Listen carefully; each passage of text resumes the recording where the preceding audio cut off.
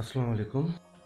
আমরা আজ time management বইয়ের অধ্যায় ৩ আপনার জীবনের মিশন ও ভিশন সম্পর্কে চিন্তা করুন অধ্যায়টির অডিও শুনব। গত কয়েক বছরে লিখিত শ্রেষ্ঠ বইগুলোর একটি হলো ড্যানিয়েল কাহনেম্যানের লেখা থিংকিং ফাস্ট অ্যান্ড স্লো। তার অন্তর্দৃষ্টি হলো দৈনন্দিন জীবনে আমাদের যেসব পরিস্থিতির সম্মুখীন হতে হয় তার সাথে তাল মেলাতে আমাদের দু ধরনের চিন্তাধারার প্রয়োজন পড়ে। একটি হলো দ্রুত চিন্তা, অন্যটি হলো স্থির চিন্তা। দ্রুত চিন্তা হচ্ছে ওই চিন্তাধারা যেগুলো আমরা স্বল্পমেয়াদী কার্যক্রমে, দায়-দায়িত্ব পালনে, ছোটখাটো সমস্যা সমাধানে ও স্বল্পমেয়াদী প্রতিকূল পরিস্থিতি মোকাবেলা করতে ব্যবহার করে থাকি। এসব ক্ষেত্রে আমরা প্রবৃত্তিগতভাবে দ্রুত সাড়া দিয়ে থাকি। অধিকাংশ ক্ষেত্রেই দ্রুত চিন্তাভাবনা আমাদের দৈনন্দিন কার্যকলাপের জন্য পুরোপুরি মানানসই। চিন্তাধারার দ্বিতীয় ধারণ হচ্ছে ধীর-স্থির চিন্তন। এটি সম্পর্কে কাহনেম্যান তার বইতে বিস্তারিতভাবে বিশ্লেষণ করেছেন।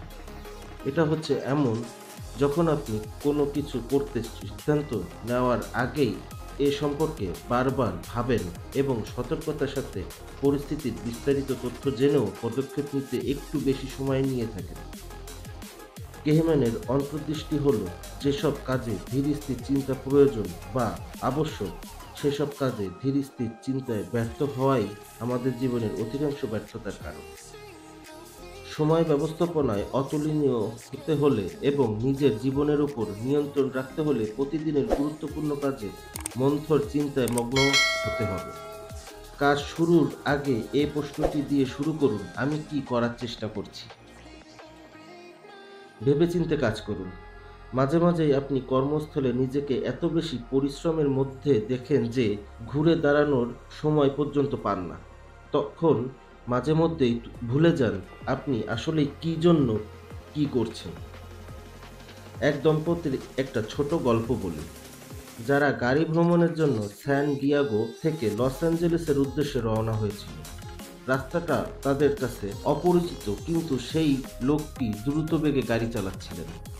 এ সময় তার স্ত্রী তাকে জিজ্ঞেস করল, প্রিয়তম, ফনিক্স কি লস অ্যাঞ্জেলেসের পথে? সে প্রত্যুত্তরে বলল, তুমি কেন জিজ্ঞেস করছো? তার স্ত্রী বলল, বেশ, আমরা এক সংকেত পেরিয়ে এলাম যা থেকে বুঝলাম আমরা ফনিক্সের পথে। লোকটি বলল, কিছু মনে করো না, আমরা খুব ভালো সময় পার করছি।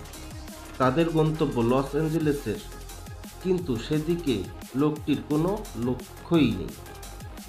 আর সে কারণে আপনার জীবনের গতি নিয়ন্ত্রণে পা দেওয়ার আগে অবশ্যই আপনার লক্ষ্য সম্পর্কে নিশ্চিত স্পষ্টতা অর্জন করতে হবে। আপনি আসলে কি অর্জন করার চেষ্টা করছেন সে বিষয়ে পরিষ্কার ধারণা রাখতে হবে। অ্যাম্বরস বায়ার্স তার ডেভিলস ডিকশনারিতে লিখেছেন, অন্ধবিশ্বাসের সংজ্ঞা হলো আপনার জীবনের লক্ষ্য হারিয়ে যাওয়ার পরে আপনার প্রচেষ্টা আরও বৃদ্ধি করা।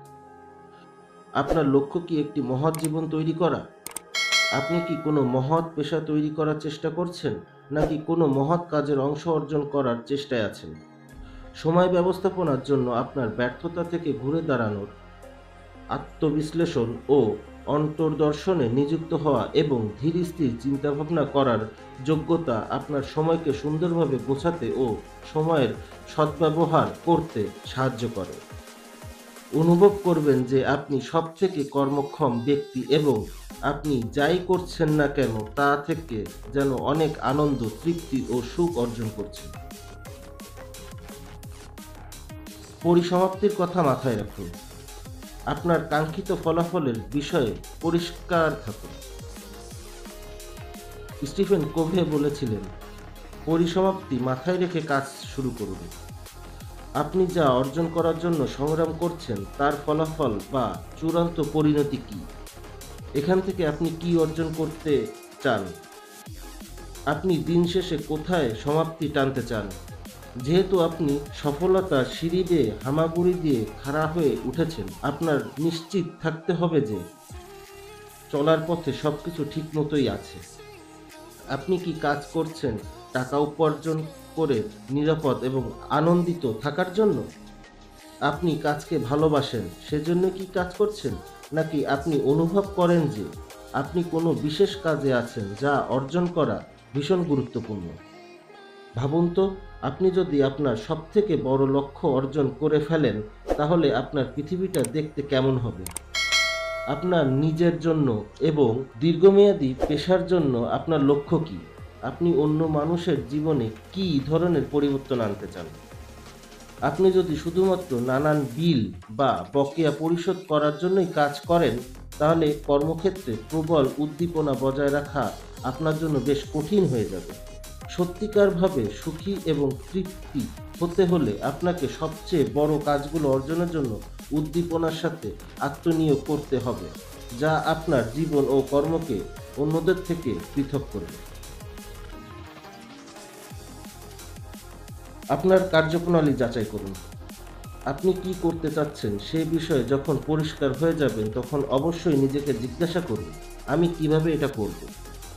প্রতিটি কাজের শুরুতে যদি আপনি এই দুটি প্রশ্ন করেন, আমি কি করতে যাচ্ছি আর তা কিভাবে করব, এবং এই দুটি প্রশ্নের উত্তর সম্পর্কে যখন চিন্তাভাবনা করবেন, তখন আপনি এমন মূল্যবান অন্তর্দৃষ্টি অর্জন করবেন যা আপনাকে আপনার পরিস্থিতি সম্পর্কে অভিহিত করবে যে আপনি ঠিক পথে যাচ্ছেন কিনা।